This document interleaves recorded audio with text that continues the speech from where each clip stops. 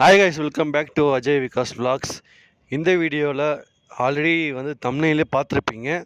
இந்த வீடியோவில் புதுசாக வரக்கூடிய எஸ்சிடிசி பஸ்ஸை பற்றி தான் நம்ம பார்க்க போகிறோம். எஸ்சிடிசி மட்டும் இல்லை, கூடவே பார்த்தீங்கன்னா செமி லோ ஃப்ளோர் பஸ்ஸை பற்றியும் தான். அது எம்டிசிலையும் நிறைய பஸ்ஸு வரும். அதில் ஏசி ப்ளஸ்ஸு நான் ஏசி வரும். இப்போ ரீசெண்டாக அந்த ஃபோட்டோவை பாருங்கள். இது நான் ஏசி பஸ்ஸு. ஏசியும் இதில் வரும். அசோகா லைலண்டில் பண்ணிகிட்ருக்காங்க. பேக்கில் இன்ஜின் இருக்கும், ஃப்ரண்ட்டில் இன்ஜின் இருக்காது.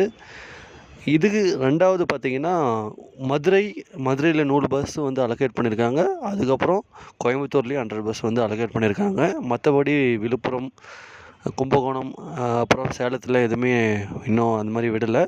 எஸ்சிடிசி பார்த்திங்கன்னா ப்ளஸ் 200 பஸ்ஸு 200 எஸ்சிடிசி பஸ்ஸுங்க எம்ஜி லீரா கர்நாடகா பேங்காமுக்கு சேர்ந்த இடத்துல அங்கே பில்ட் பண்ண 200 பஸ்ஸு.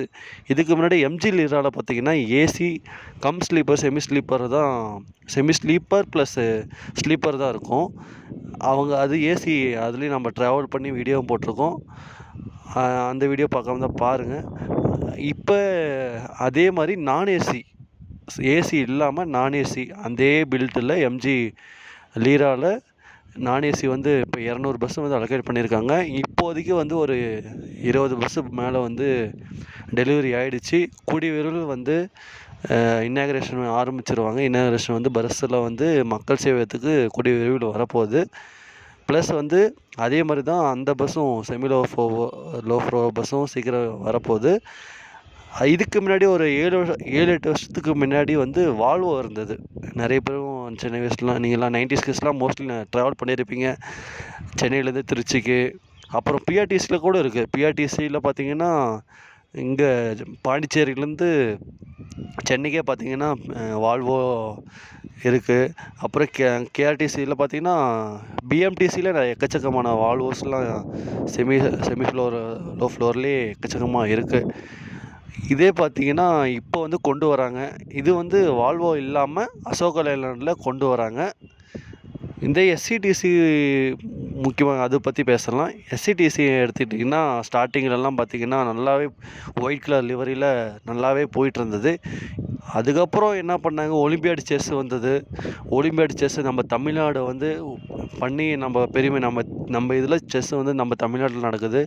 சரி, அதுக்காக ஒலிம்பியாட் செஸ்ஸில் பார்த்திங்கன்னா அது எஸ்சிடிசி பஸ்ஸு மோஸ்ட்லி பார்த்திங்கன்னா அது அட்வர்டைஸ்மெண்ட் பண்ணாங்க. அதில் ஆரம்பித்தது தான் வினை. ஏன்னா அப்புறம் ஆர்கேஜி, அப்புறம் நிறைய அட்வர்டைஸ்மெண்ட்லாம் நான் பேர் சொல்ல விரும்பலை. நிறைய அட்வர்டைஸ்மெண்ட்லாம் எக்கச்சக்கமாக பண்ணாங்க. அது நிறைய பேருக்கு மன வருத்தமாக இருந்துச்சு. ஆஸ் ஃபார் பஸ் ஃபேனாக எனக்கு சொல்கிறேன், நான் ஒரு பேருந்து காதலாம், எனக்கு ரொம்ப கொஞ்சம் வருத்தமாக இருந்துச்சு. இந்த பேக் சைடு பார்த்திங்கன்னா வண்டியோட பேக் சைடில் ஸ்கொயர் ஷேப்பில் கீழே பார்த்திங்கன்னா அங்கே மட்டும் தான் ஸ்டார்டிங்கில் அட்வர்டைஸ்மெண்ட் பண்ணியிருந்தாங்க. அதுக்கப்புறம் மோஸ்ட்லி வண்டி ஃபுல்லாக பண்ண ஆரம்பிச்சிட்டாங்க. அதோட தோற்றமே மாறி போச்சு. இதாவது பரவாயில்ல, சில எக்கனாமிக் ஏசி வண்டிலையும் அட்வர்டைஸ்மெண்ட் பண்ணிகிட்டு இருந்தாங்க. எஸ்சிடிசி மட்டும் இல்லை, எக்கனாமிக் ஏசி வண்டியில் அட்வர்டைஸ்மெண்ட் பண்ணிகிட்டு இருந்தாங்க. அதுக்கப்புறம் திருநெல்வேலியில் பார்த்திங்கன்னா டிஎன்எஸ்டிசிக்கும் அட்வர்டைஸ்மெண்ட் நிறைய பண்ணிகிட்டு இருந்தாங்க. இப்போ கோயம்புத்தூர் எல்லா இடத்துலையும் ஓரளவுக்கு நிறைய வண்டி நான் இப்போ பார்த்துட்ருக்கேன். அட்வர்டைஸ்மெண்ட்டு ரொம்ப பண்ணுறாங்க. இப்போ நீங்கள் மேலதிகாரி இந்த வீடியோ யாராவது பார்த்துட்டு இருந்தீங்கன்னா தயவு செஞ்சு சொல்கிறேன், இந்த மாதிரி அட்வர்டைஸ்மெண்ட் பண்ணுறது நிறுத்துங்க. இந்த மாதிரி ஒரு பஸ் ஃபேனாக நான் உங்களுக்கு கேட்டுக்கொள்கிறேன்.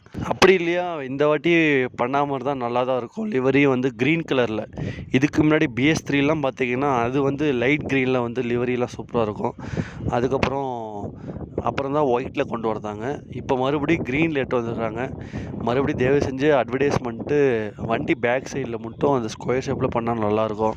இதே ஃபேஸ்புக்லேயும் பார்த்தீங்கன்னா நான் நிறைய ஃபோட்டோஸ் பார்த்தேன்.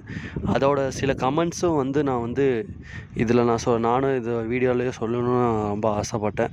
அவங்களோட கமெண்ட்ஸும் நான் இந்த வீடியோவில் அப்படியே போட்டிருக்கேன், அதுவும் பாருங்கள்.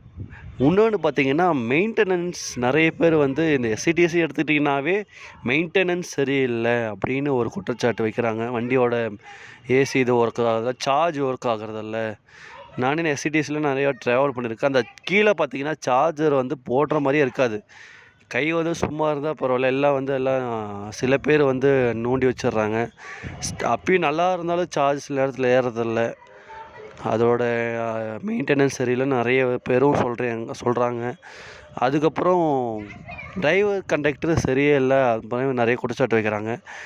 இந்த மோஸ்ட்லி வந்து மீடியாக்காரங்க ரொம்ப ரொம்ப ரகடாக நடந்துக்கிறாங்க, இப்படி எடுத்து பேசுகிறாங்க, மரியாதை இல்லாமல் பேசுகிறாங்க, அந்த மாதிரி நிறைய குற்றச்சாட்டுகள் வைக்கிறாங்க. அதில் வந்து மோஸ்ட்லி 99% எல்லாருமே அவங்க செய்யும் தொழிலுக்கே தெய்வம். அவங்க செய்கிற தொழிலுக்கு வந்து கண்டிப்பாக உண்மையாக இருப்பாங்க. அவங்க பேசஞ்சருக்கு வந்து நல்லா சர்வீஸை கொடுப்பாங்க. எஸ்இடிசி மோஸ்ட்லி நல்லா சர்வீஸ் ப்ரொவைட் பண்ணுவாங்க. 99% வந்து பார்த்திங்கன்னா அப்படி தான் இருப்பாங்க. அந்த 1% யாரோ அந்த 1% எடுத்து கொஞ்சம் ஏதோ ஒரு ரகடாக பேசுவோம். 1% யாரோ ஒருத்தர் இருப்பாங்க. அதை வந்து பெருசாக எடுத்துக்கிட்டு ரொம்ப எல்லாம் இதாக பண்ணுவாங்க. இந்த மீடியாக்காரங்களே அப்படி தான், ஒரு எப்படா சான்ஸ் கிடைக்கும் நம்ம சாய்க்கலான்னு அந்த மாதிரி தான் பேசுவாங்க எல்லாம். அதுக்கப்புறம் இன்னொரு விஷயம் என்னென்னா, இந்த ஆடு மட்டும் முக்கியமாக பெரிய ஆளுங்க யாராவது இந்த மாதிரி வேறு பார்த்தீங்க அப்படின்னா, இந்த ஆடு மட்டும் முக்கியமாக இல்லாமல் இருந்தால் எனக்கு ரொம்ப ரொம்ப சந்தோஷமாக இருக்கும். உங்களோட கருத்துங்களும் கமெண்ட் பாக்ஸில் கமெண்ட் பண்ணுங்கள். இந்த வீடியோ பிடிச்சிருந்தால் மறக்காமல் லைக் பண்ணுங்கள், சேனல் சப்ஸ்கிரைப் பண்ணுங்கள். அடுத்த வீடியோவில் சந்திப்போம். நன்றி, வணக்கம்.